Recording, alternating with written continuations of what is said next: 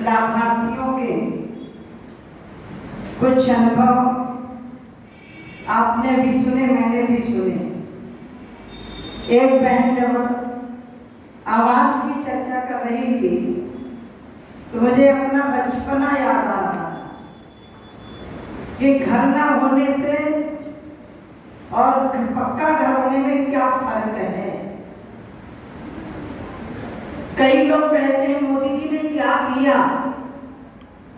मैं उनसे पूछना चाहती हूँ, उनको कहना भी चाहती हूँ, उस गरीब से पूछो जिसकी पक्की छत ना होने के कारण उसको कितनी कठिनाइयों से गुजरना पड़ता था। आज मैं, क्योंकि ग्रामीण विकास मंत्रालय मेरे पास है, कंज्यूमर अफेयर उपभोक्ता खाद्य एवं सार्वजनिक वितरण दोनों विभाग में माननीय प्रधानमंत्री जी के साथ सेवा का काम कर रही हूँ। भाइयों बहनों, आपको मुझे लग रहा है माननीय प्रधानमंत्री जी के विषय पर आप मेरे से ज्यादा जानते होंगे। मोदी जी ने 2014 की जब बागडोर संभाली, पार्लियामेंट के पावन पवित्र प्रांगण पर प्रवेश करने के पहले उन्होंने वहां प्रणाम किया था। लोगों ने बहुत मजाक उड़ाया था। आप हमसे पूछो, माननीय प्रधानमंत्री जी से पूछो, वो क्या चीज है।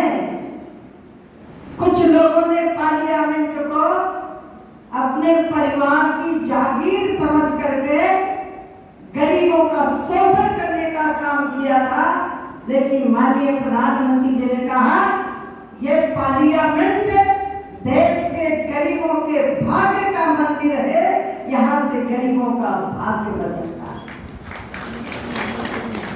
आज मैं कह सकती हूँ इन 8 वर्षों में, 8.5 वर्षों में लगभग 3.5 करोड़ के ऊपर लोगों को हमने पक्के मकान दिए हैं।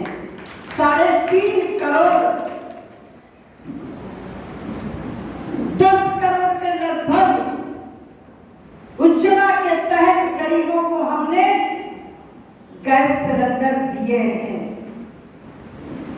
अभी हमारे प्रधानमंत्री स्वनिधि के लाभार्थी बोल रहे, कोविड का समय आया, दुकानें बंद हो गई, रोजगार बंद हो गया। उस परिस्थिति में गरीब के सामने बहुत बड़ी समस्या खड़ी थी। उस समय माननीय प्रधानमंत्री जी ने प्रधानमंत्री विशेष पैकेज लागू करके गांव में गरीबों को मनरेगा में काम देने का काम किया। 3 महीने तक प्रधानमंत्री जन धन योजना के खाते में हर महीने 500 रुपया देने का काम किया। मुफ्त में गरीबों को राशन देने का काम किया। शायद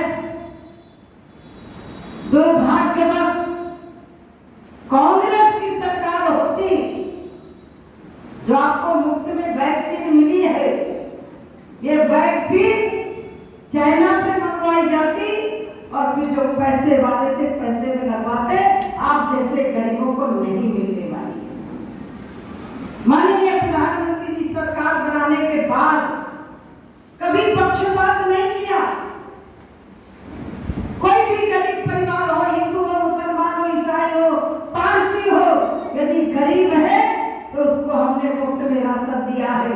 गरीब है तो उसको मुफ्त में आवास देने का काम किया है। गरीब आदमी स्वास्थ्य के लिए मैंने देखा है कि 1-2 बीघा वाला किसान यदि बुजुर्ग है, बीमार है, तो खेती नहीं बेचता था। वो कहता था मैं बीमारी से बच जाऊंगा लेकिन अपने बच्चों के ऊपर कर्ज छोड़ करके नहीं जाऊंगा। लेकिन माननीय प्रधानमंत्री जी ने आयुष्मान योजना लागू करके उसके प्रत्येक व्यक्ति के लिए साल में 5 लाख तक का इलाज मुफ्त में करा सकता है।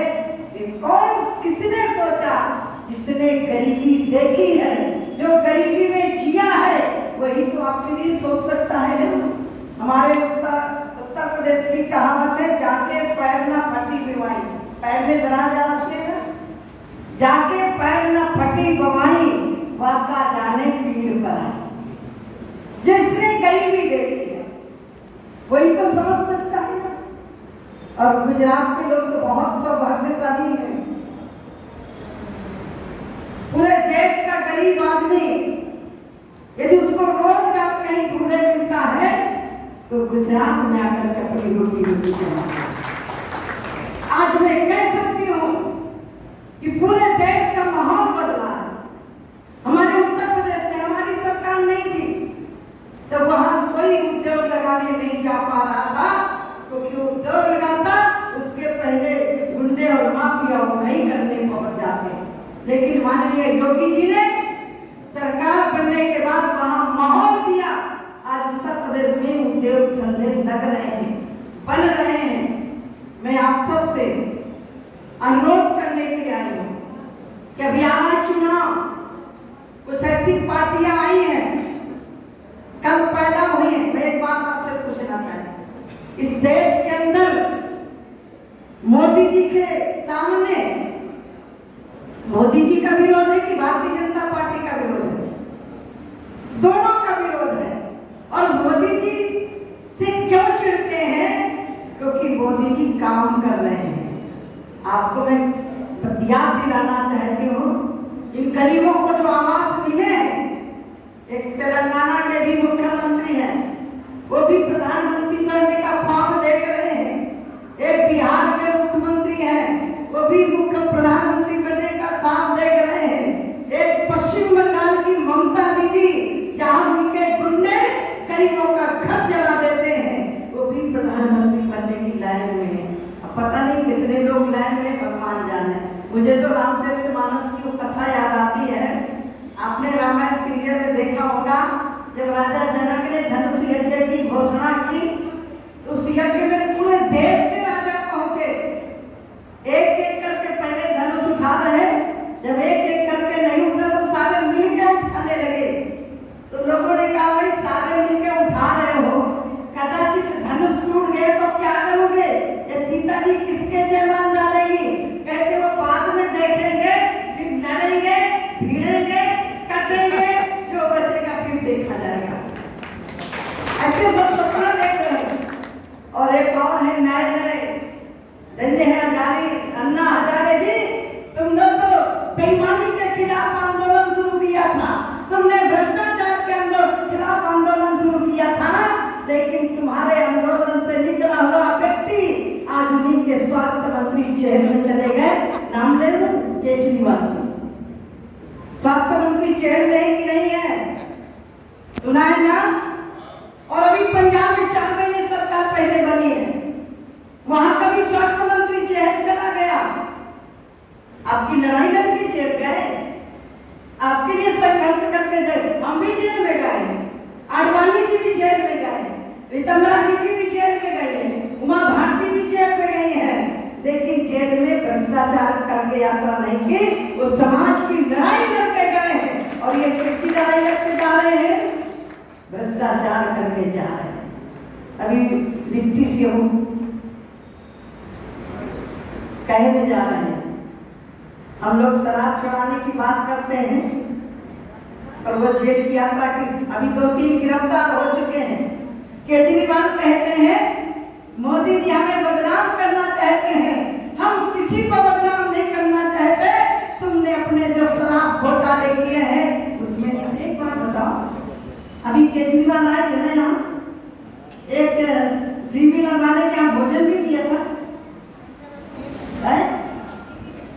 सिटी में किया था ना। और जिसके घर में भोजन किया, फिर मोदी की रैली में वो क्या बोला ना, उसने तो कहा कि हम मोदी साहब के हैं, हम किसी केजरीवाल के नहीं हैं। और मैं तो एक बात कहा करती हूँ, दुनिया में कोई आश्चर्य होता है उसका नाम गिनीज बुक में आता है। किसमें आता है? किसमें आता है? बड़ा आश्चर्य होता है, वो गिनीज बुक में आता है। जब भी नाम आएगा झूठ बोलने में तो सभी नेताओं में से केजरीवाल का नाम आएगा। पता है ना? ऐसे लोगों को चुनना चाहिए। दिल्ली को कंट्रोल कर दिया, लोग कहते हैं बिजली फ्री देंगे, लोगों के घरों में आरसी जा रही है, और उन्होंने मोहल्ला क्लिनिक बनाया था। क्या बनाया था? वो मोहल्ला क्लिनिक नहीं थे, वो केजरीवाल भ्रष्टाचार के क्लिनिक थे। कोरोना के समय मोदी जी दवाई बना रहे हैं, कोरोना के समय मोदी भाई लोगों के डॉक्टरों के पीपी किट बनवा रहे हैं, और केजरीवाल ने कोरोना के समय मोहल्ले में शराब की ठेके खोल दिए। क्या ऐसा नेता आपको गुजरात में चाहिए क्या? है? बोलो ना। आपके लड़कों को बर्बाद करे, कहते हमने बहुत अच्छी शिक्षा व्यवस्था की है। जरा जाके देखना सरकारी स्कूलों में, उत्तर प्रदेश में जो योगी जी ने किया है, आज जो प्राइवेट स्कूल होते हैं उसी तरह उत्तर प्रदेश ने फर्नीचर स्कूल में टाइल से पूरा किया है। तो किनकी बात कर रहे हो? केजरीवाल की। बड़े बड़े लंबे लंबे फाइनल होर्डिंग लगा। मैंने देखा, मैं अपने उत्तर प्रदेश में भी लखनऊ में बैठी थी, तेलंगाना के मुख्यमंत्री केसीआर का पूरा अखबार रंगा पड़ा था। मैंने कहा भाई, तेलंगाना के मुख्यमंत्री का उत्तर प्रदेश में प्रचार करने से मतलब क्या? वो मुख्यमंत्री जिसने कहा था कि हम 5 लाख की लागत का गरीबों को मकान देंगे, हम केंद्र सरकार का पैसा हम वो मकान नहीं देंगे। आपको मालूम है उस मुख्यमंत्री ने अपना खुद का मकान नहीं दिया, और हमारे पैसे का भी गरीबों को मकान नहीं दिया, और हमारा पैसा भी नहीं वापस किया। यानी ये पूरा का पूरा जो भी विकास का पैसा अपने प्रचार में खर्च कर रहे हैं। मैं आप सबसे निवेदन करने के लिए आई हूँ, गुजरात के लोगों से निवेदन करने के लिए आई हूँ। उत्तर प्रदेश में सरकार दोबारा बनी कि नहीं बनी? बनी ना? लोग कहते थे उत्तर प्रदेश में दोबारा सरकारें किसी की नहीं आती है। उत्तराखंड में दोबारा सरकार आई कि नहीं आई? आई ना? तो जब यहाँ आ गई तो गुजरात में मोदी जी ने तो 12 साल आपको सेवाएं दिए हैं, और एक बदला ये आपको मैं देख रही थी, पानी की व्यवस्था। अभी मैं दर्शा बहन से पूछ रही थी, बोली 15 दिन में 1 दिन आता था पीने के लिए पानी, और मोदी भाई ने नर्मदा जी का पानी सब जगह पहुंचा दिया कि नहीं पहुंचा दिया? यहाँ की खेती बंजर हुआ करती थी। आज माननीय प्रधानमंत्री जी ने जल जीवन मिशन योजना चला करके हर घर में टोटी से पानी पहुंचाने का एक काम शुरू किया है। पानी के लिए अमृत योजना, आजादी के अमृत महोत्सव में तालाबों की खुदाई चालू है, दीर्घकालिक काम हो रहा है। और यहाँ भाई बहन हम दो हमारे दो, अब तो हम दो हमारे दो भी नहीं है, बहन के तो 2 है लेकिन भाई के 2 भी नहीं। अभी तो मैं नहीं जानती, मैं किसी पर व्यक्तिगत पर टिप्पणी नहीं करती, लेकिन पदयात्रा जरूर चल रही है। पदयात्रा परिवार की माँ और बेटे दोनों कर रहे हैं, कभी कभी बहन भी पहुंच जाती। भारत छोड़ो, मैं नहीं जानती कि भारत छोड़ो किसके लिए पदयात्रा हो रही है। जनता ने तो तुम्हें सत्ता से बाहर कर दिया कि नहीं कर दिया? गुजरात के लोग वापिस लाएंगे क्या उनको? अच्छा एक बात बताओ, मनमोहन सिंह की सरकार में घोटाले हो रहे थे कि नहीं हो रहे थे? 2G घोटाला, रेल घोटाला, खेल घोटाला, कोयला घोटाला, कितने घोटाले हुए थे। ये विश्व के अंदर भारत को घोटालों वाला देश लोग समझते थे। आज विश्व के अंदर भारत को एक शक्ति संपन्न देश मानते हैं कि नहीं मानते हैं? अमेरिका के महामहिम राष्ट्रपति जी मोदी जी आगे जा रहे हैं और पीछे से इशारा कर रहे हैं कि मोदी जी हमसे भी हाथ मिला। किसके कारण? मोदी जी के सशक्त नेतृत्व के कारण। मोदी जी ने जहां देश का विकास किया है, उन गरीब महिलाओं के लिए काम किया। आज लगभग समूह के अंदर 10 करोड़ के लगभग महिलाएं काम कर रही हैं।